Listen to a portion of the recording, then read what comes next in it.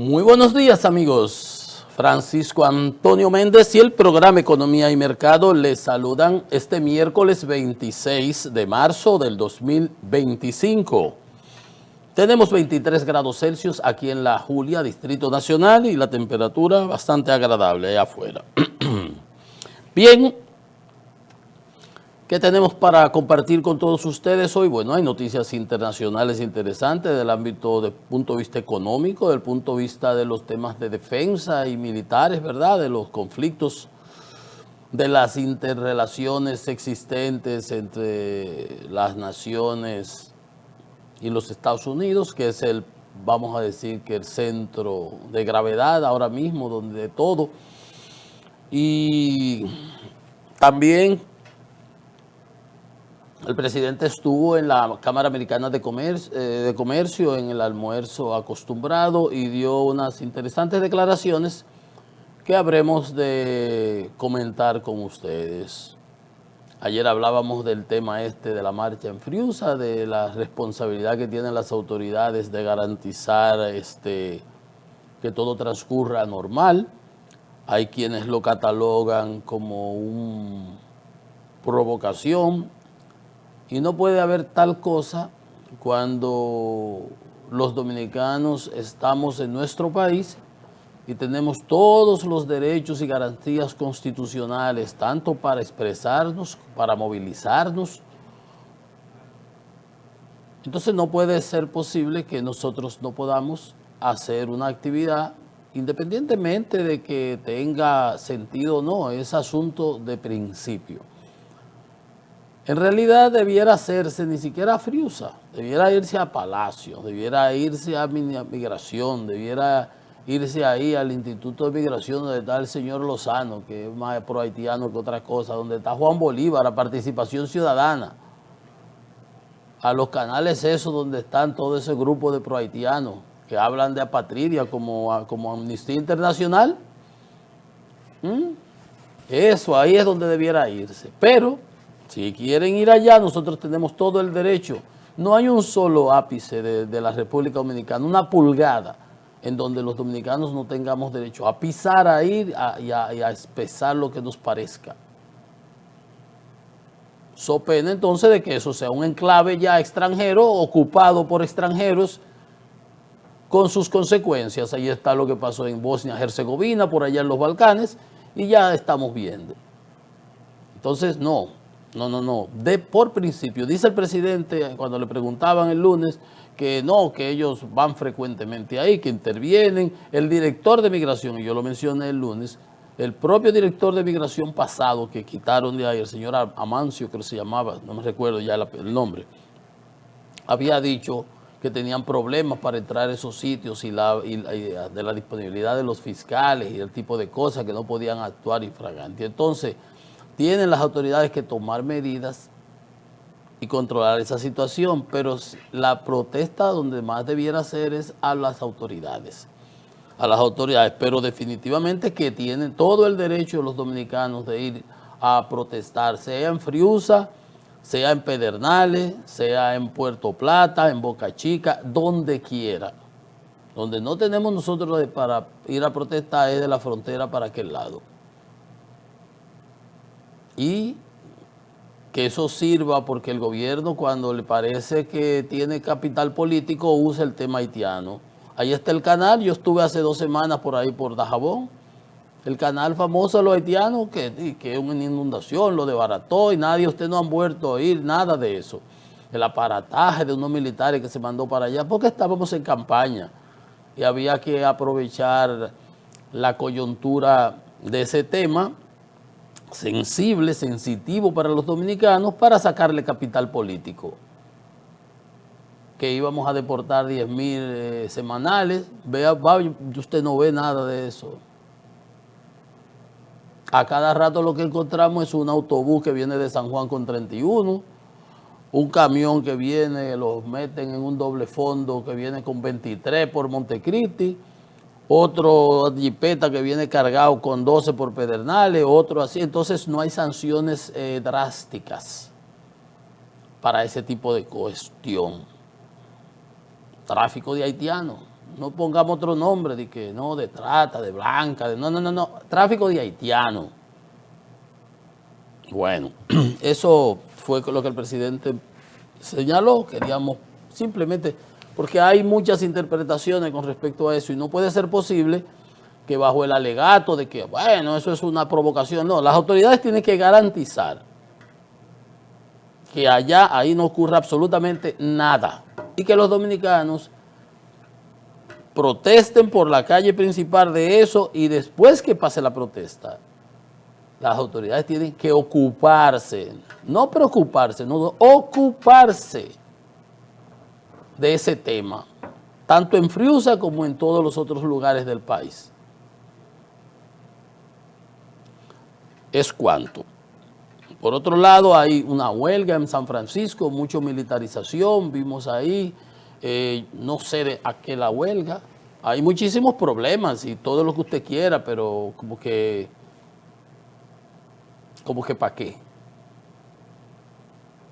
Para estar practicando como hacen en la UAS, que los tigres cuando no tienen oficio salen a hacer protestas y buscan cualquier tema nacional que no tiene nada que ver con la UAS. Bueno, pero bueno, así como mandaron esos militares, así tienen que mandarlos para allá, para Friusa, para el día de la marcha esa, que no sé si el sábado o el domingo, pues se garantice la tranquilidad y la paz, y que todo sea un ejercicio democrático, libérrimo y de derecho de nuestros conciudadanos en nuestro país de ejercer nuestros derechos, que no tienen que tener ningún tipo de cortapisa, y menos planteada por extranjeros, irregulares, ilegales y lo que usted quiera. No, para nada, absolutamente. Bien, entonces ahorita vamos a ver esas declaraciones del presidente, que no son relativas a esto, sino en términos económicos, en su discurso en la Cámara Americana. Ayer señalábamos que estaban las negociaciones en Arabia Saudita de las delegaciones ucranianas, estadounidenses, que fue el domingo, y luego el lunes de Rusia y Estados Unidos. Y ayer dieron a conocer las informaciones al respecto. Como siempre, Washington dice ABC y en el Kremlin dice FJX. Siempre cambian las cosas por allá. Ahorita vamos a entrar en eso.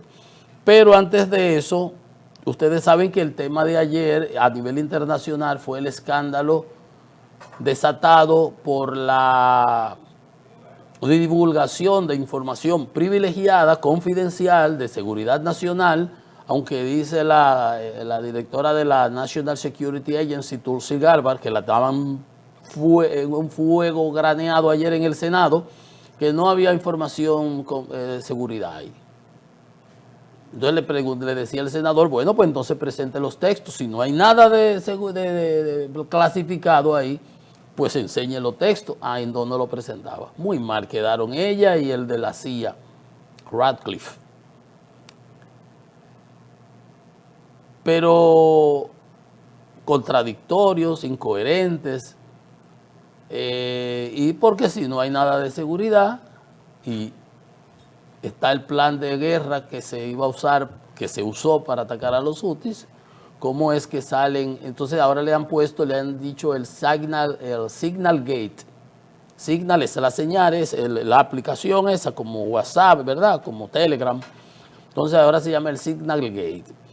Pero si hubo alguien que quedó mal fue el ministro de Defensa, Pete Hegseth, que primero negó la filtración, acabó con el periodista, como que el culpable era el periodista. Al periodista, ahora anda que si fue que hackearon, que se incluyeron al periodista, pero el que lo incluyó ahí fue Tim Walz, que es el asesor de seguridad del presidente Trump, que ayer minimizó el asunto y dijo que ya Walz había aprendido la lección. Eso era a confesión de parte, relevo de prueba.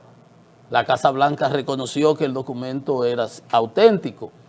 Ah, pero entonces en la sección del Congreso están con un de aquí para adelante y un de para allá y para acá. Bueno, que el Signal es seguro. No puede ser seguro para fines de Estado. Puede ser seguro para usted y para mí, que no nos hackee cualquier loquito viejo. Pero cuando los estados necesitan información, los chinos, los iraníes, los coreanos, los rusos, no puede ser que tú te comuniques con una cosa que no sea encriptada y controlada realmente de top secret de comunicación del Estado norteamericano, que tienen sus mecanismos. No puede ser que tú andes con un celular como que yo andando con WhatsApp, hablando con mi primo, con mi hermano, con mis amigos, con mis relacionados, no. Entonces, el problema fue que hacía ese periodista en una cosa donde estaba el vicepresidente, donde está el secretario del Tesoro, el asesor de seguridad, la CIA, la de National Security Agency, el ministro de Defensa, etcétera, etcétera. Ahora, los principales funcionarios del gobierno y un periodista. Entonces, el problema no está, como dice Pete Hegseth, que es una falacia. No fue ninguna falacia, era el documento porque estaban hasta los armamentos, lo que iban a usar, las horas en que iban a bombardear, que así fue que sucedió, que el periodista no lo dio a conocer esos datos, porque en inteligencia hay dos aspectos que se manejan, que son la fuente y los medios. Por ejemplo, ¿cómo pudo haber aquel enemigo mío o adversario obtenido esas informaciones? Son los medios, la manera. Y si yo sé cómo él lo obtiene, pues yo manipulo para que él o no las obtenga, o las que obtenga las obtenga erradas. Y lo otro es la fuente. ¿Quién pudo haberle dado esa información? Ah, pero el único que estaba ahí era fulano de tal cosa, por ejemplo. Y eso pone en peligro hasta los agentes. Ustedes lo ven en las películas, ese tipo de cosas. Bueno, entonces eso es sagrado, eso se protege, por eso hasta se redactan los documentos que se dan a conocer. Entonces él dijo primero eso y ahora dice, criticó el suceso y negó haber enviado el mensaje. Cuando todo el mundo sabe que se envió y está ahí y estaba en un grupo clasificado, en donde lo primero es que no debió estar ese periodista. ¿Quién lo metió? Lo metió Tim Walz. Ya Trump dice, él aprendió la lección. Bueno, vamos a ver. Dice que la filtración de la información compromete la seguridad nacional. Entonces, realmente, si compromete la seguridad era porque era una información sensitiva, clasificada.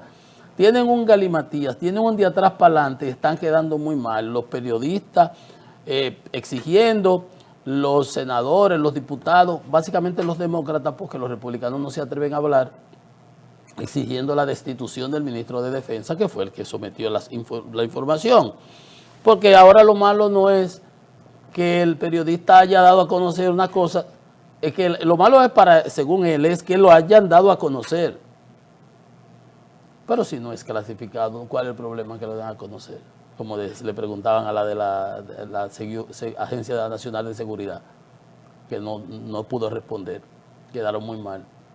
Entonces lo malo es haber permitido en un grupo de una aplicación comercial tener esas conversaciones de alta sensitividad e inteligencia. Por así seguramente tenían los rusos todo lo que iba a suceder en las negociaciones allá en Arabia Saudita, porque si ustedes lo hablan por ahí entra cualquiera y copia todo lo que se está diciendo ahí. Entonces, eran información detallada sobre los ataques y cómo sucedieron. Y obviamente, dice la Casa Blanca que los textos parecen auténticos. Y Hegseth ha rechazado las acusaciones, dice que la filtración es engañosa. O sea, han quedado muy mal y obviamente eso podría tener a futuro repercusiones.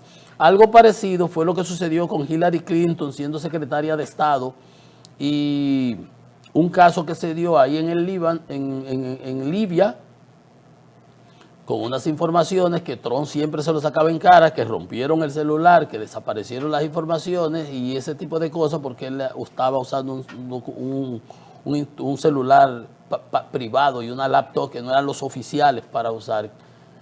Pero bien, eso es lo que hay.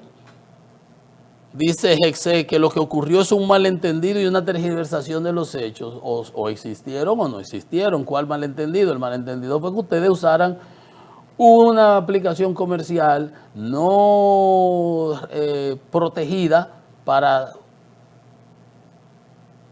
pasar un documento del Pentágono clasificado militar de ataque a un país adversario. Eso es lo malo. Habrán investigaciones, posiblemente no pase de ahí porque nadie se atreve a enfrentar nada de lo que diga Trump, que es rey, batuta y constitución ahí. Ley, batuta y constitución que se dice.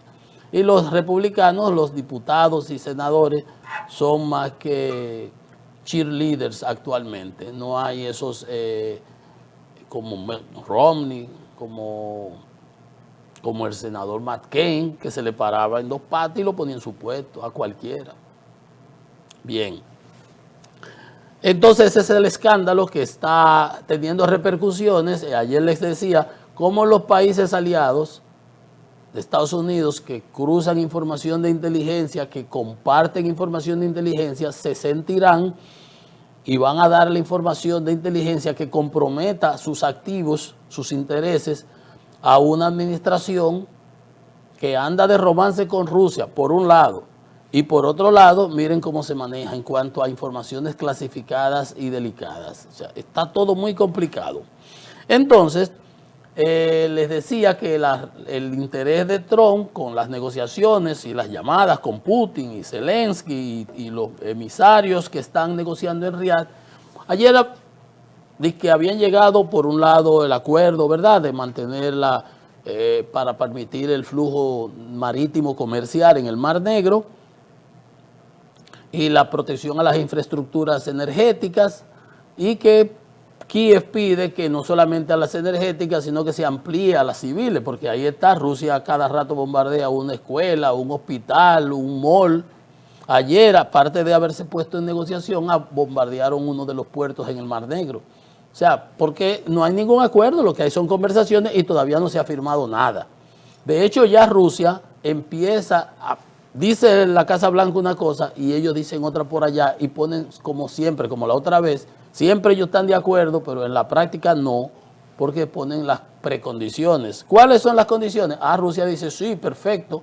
A pesar de que ella es la que se beneficia de que se detengan los bombardeos, que posiblemente es una exigencia que le dio Rusia a Estados Unidos de lo que le beneficiaba, y como Estados Unidos le está pulseando, tumbando el pulso a Ucrania cada rato, por la dependencia que tiene y las relaciones que ahora han desarrollado Trump y Putin, o que siempre han tenido, Ucrania cede para aquí y para allá. Y los rusos a cada rato piden más. Y no dejan de bombardear instalaciones civiles, mientras Ucrania solamente le bombardea instalaciones militares y refinerías por asunto económico y de suministro de combustible a las tropas. Entonces ahora Rusia dice que para las condiciones, para que se levante tienen que levantarse las sanciones agrícolas que tiene, y la salida que le hicieron del SWIFT, que es la interbancario para que están prohibidos, del banco Rosholzbank,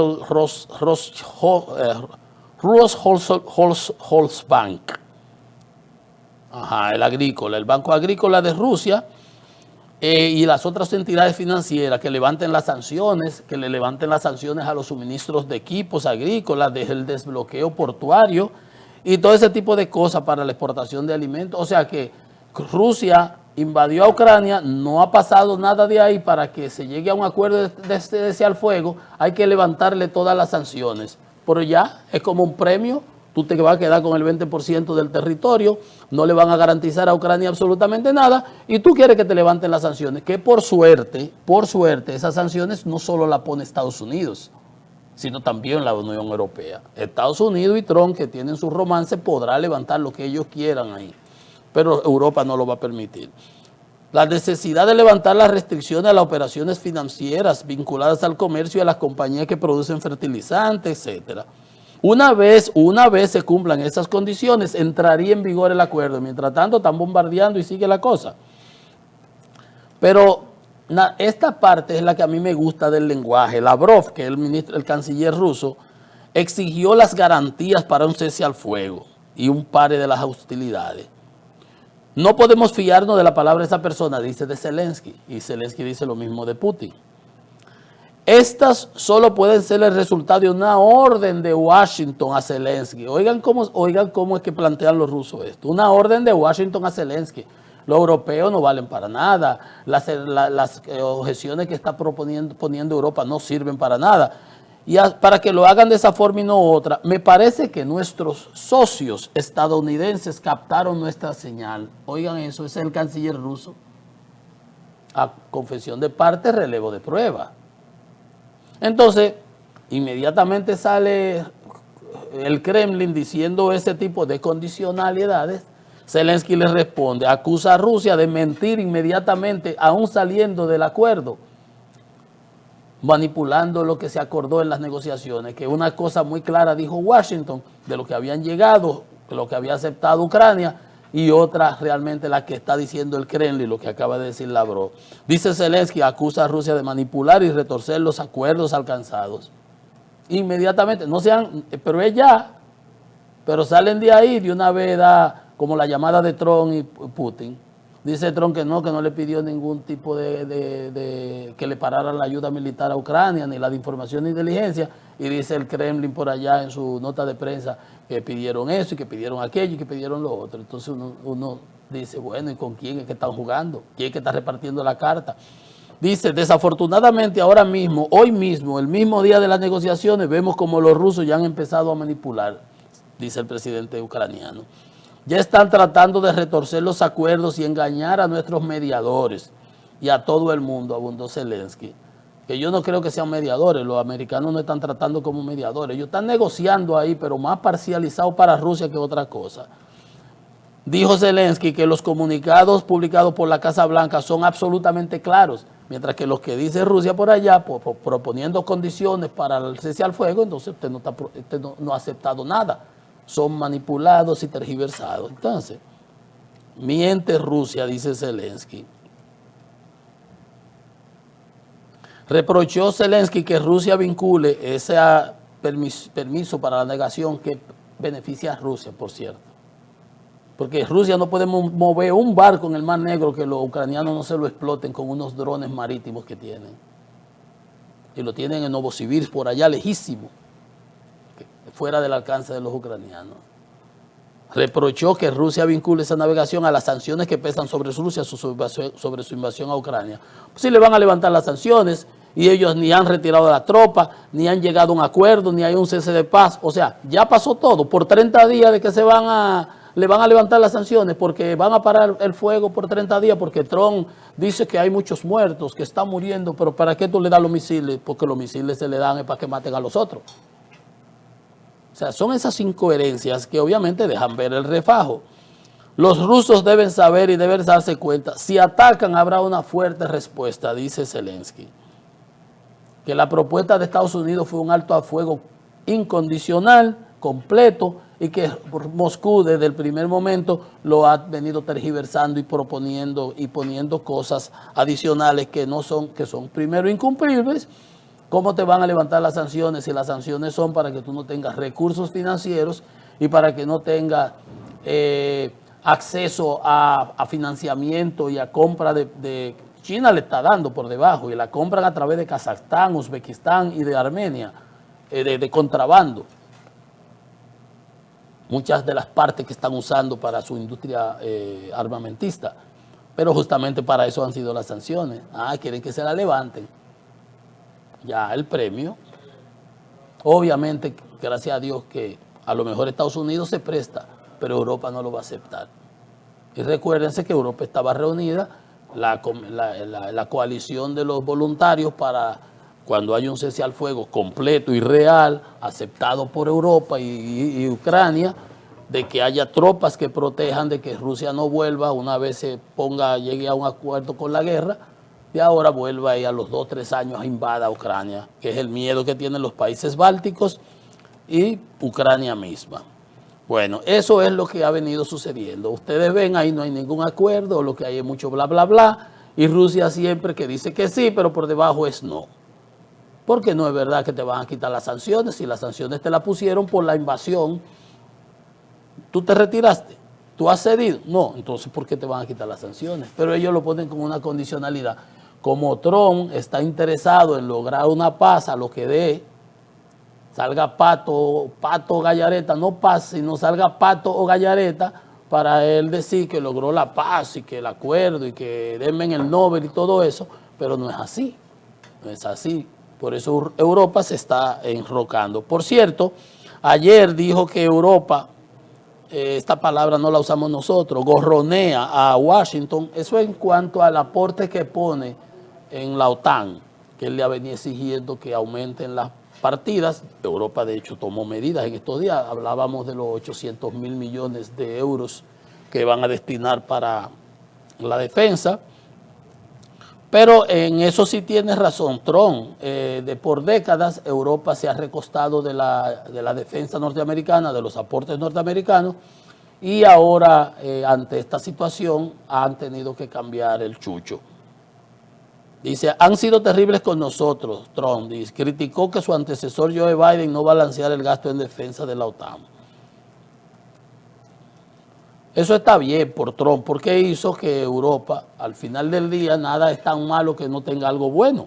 Esta actitud y esa postura, ese romance con Putin y esa extorsión que han venido aplicando con Zelensky, con Ucrania, para que capitule, para que entregue, no puede recuperar los terrenos, no puede recuperar los territorios, no va a entrar la OTAN, no le vamos a dar más armamento, les cortamos la inteligencia los otros días para que los rusos se beneficien. Por cierto, ocupó Ucrania la ciudad de Belgorod, salió de aquí, de Kursk, y fue y se le metió por otro lado. Y en el frente occidental, ahí en Pokrovsk, también estabilizaron la situación y no está teniéndola todas consigo Rusia. Pero esa es la situación que hay. En Estados Unidos, ustedes saben, hay todos esos líos con Elon Musk, hay todos esos líos con las deportaciones, los jueces, y de eso ya hemos hablado bastante. Pero le decía, ayer le comentaba que hubo un científico francés que había ido a una conferencia y lo detuvieron en el aeropuerto y le prendieron su celular, y como habían informaciones de él, tú sabes, en Estados Unidos ya tú llenas y ellos entran y accesan a todo lo de uno. No le permitieron la entrada a los Estados Unidos. Lo acusaron no sé de qué cosa, y fíjense que los europeos entran a Estados Unidos sin visa. Pero obviamente cada país es libre, soberano de aceptarte, aún tengas la visa autorizada para entrar a su país. El cónsul en el puerto de entrada te puede negar el acceso. Bueno, ¿a qué viene esto? Bueno, países de Europa, al menos 7 países, emiten advertencia tras deportaciones de sus ciudadanos desde los Estados Unidos. Miren ustedes, personas que fueron detenidas o deportadas al ingresar a los Estados Unidos por el endurecimiento de las políticas migratorias. Estamos hablando de Francia, Alemania, no estamos hablando de República Dominicana, de Salvador, de Haití, no. Francia, Alemania, Dinamarca, Finlandia, Reino Unido, Noruega, Islandia, países donde el nivel de vida es superior al de los Estados Unidos, ¿verdad? Pero no ese es el tema. El tema viene por los trans. Usted sabe que usted podía decir que esto en su pasaporte, yo soy hombre siendo mujer, o yo soy mujer siendo hombre, y ese tipo de cosas, los LGTB+, y todo ese tipo de cosas. Entonces, hay incidentes que han afectado a ciudadanos de esos países, alemanes, franceses, británicos, hasta canadienses. Dice, los invitan a verificar los cambios eventuales o las nuevas medidas adoptadas. Yo supongo, nosotros no tenemos mucho de eso, pero también los dominicanos que tengan esas situaciones, también que echen su ojito a eso. Porque la verdad en Dinamarca lo pusieron como consigna explícita en Finlandia y Noruega para los ciudadanos transgénero. Islandia para los LGTB, que tengan cuidado con esas cosas, que revisen qué está permitido y qué no. Por ejemplo, a los canadienses que antes podían permanecer 60 días en los Estados Unidos, ahora no pueden permanecer más de 30 días y deben estar registrados ante el gobierno. O sea que si usted se queda más días de lo permitido, va a tener problemas. Todas esas cosas llevan sanciones, multas y hasta enjuiciamiento por delito. Y usted llega allí y usted no sabe de la ley, pero se supone que las leyes son de todos conocidos. Ya usted sabe, así que ténganlo pendiente. Miren, señores, un piloto del vuelo United 198 Los Ángeles, Shanghái, China, tuvo después de 2 horas de vuelo que devolverse y aterrizó en San Francisco, California, después de 2 horas volando en el Pacífico. Son como 16 horas que hay que llegar para allá, porque al señor se le olvidó el pasaporte y obviamente si llegaba a China no iba a poder entrar y hasta lo iban a meter preso. Dice que esa no es la primera vez que sucede, pero obviamente que ese piloto se convertirá en pitcher de guagua de Juan Ubiere, de Antonio Marte, pues yo supongo que lo van a votar de la compañía aérea. Usted imagina que usted sale para un sitio y después que sale, el avión se devuelve porque el piloto no tenía pasaporte, se le había olvidado en el hotel o en algún lugar. Ya usted sabe, es como algo de risa. Pues bien, ayer le decía que el presidente Abinader estuvo en estuvo en la Cámara Americana de Comercio, dice que en lugar de reforma fiscal, su gobierno ha optado por una mayor eficiencia. En estos días decía que a diferencia de otros gobiernos que habían aplicado reformas fiscales, él no había tenido que hacerla. Yo decía, presidente, en lugar de usted enorgullecerse de eso, lo que tiene que tratar de hacer una reforma fiscal que sea como Dios manda, que sea positiva para el país, no el desperpento que se armó. Dice que mayor eficiencia en los gastos e ingresos, en lugar de aplicar una reforma fiscal, dice el presidente. Que su gestión trabaja en cerrar las brechas que permiten la elusión y la evasión tributaria. Pero si no aplicaste la reforma, ¿en qué manera está evitando la evasión tributaria y la elusión?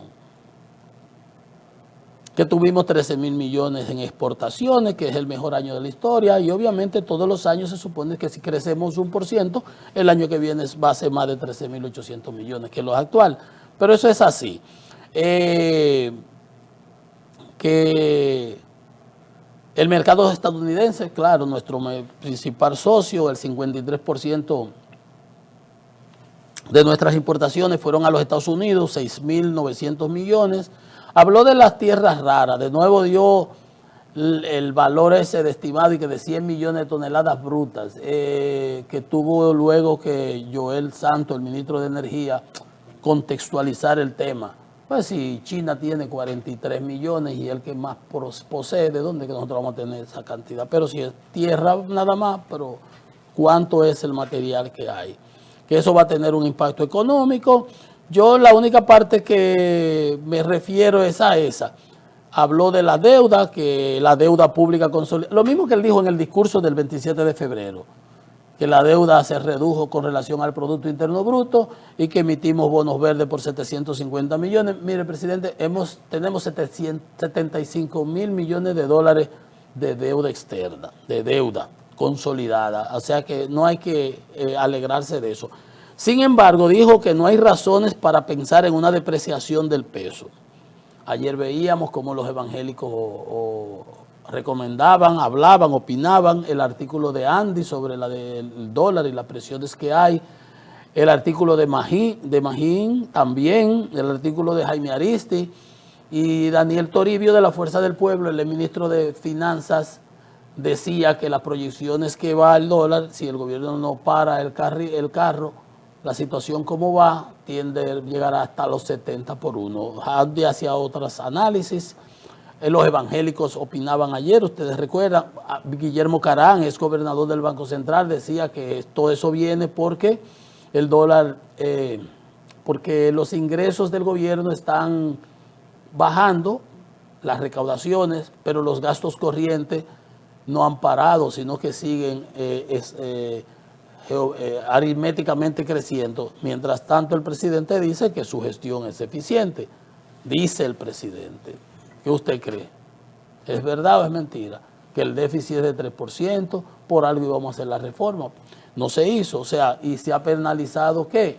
El gasto de capital, la inversión de capital, que es lo lamentable. Pero yo digo, eso mismo que dijo el presidente ayer, fue lo que planteó en la Cámara Americana de Comercio, lo que planteó en la asamblea el 27 de febrero, un controlado nivel del déficit en el gasto público, que tuvimos 43.000 millones de divisas el año pasado, todo eso es así. Pero no es menos cierto que ya el presidente ha tenido que referirse 2 veces al tema de los dólares. Y el gobernador del Banco Central tuvo que firmar una publicación que por lo general se publique el banco y el banco, o la publican los técnicos cuando el banco quiere que se publique así. Eso no es muy típico, pero en esta ocasión el gobernador quiso explicarlo y dio que era por coyuntura internacionales y estacionales y ese tipo de cosas. Definitivamente que hay ruidos con relación al dólar que está al 63 y tantos por uno. Y obviamente dice el presidente que no hay razones para pensar en una depreciación importante, pero eso no tranquiliza a los mercados. Vamos a una pausa, que esto es Economía y Mercado.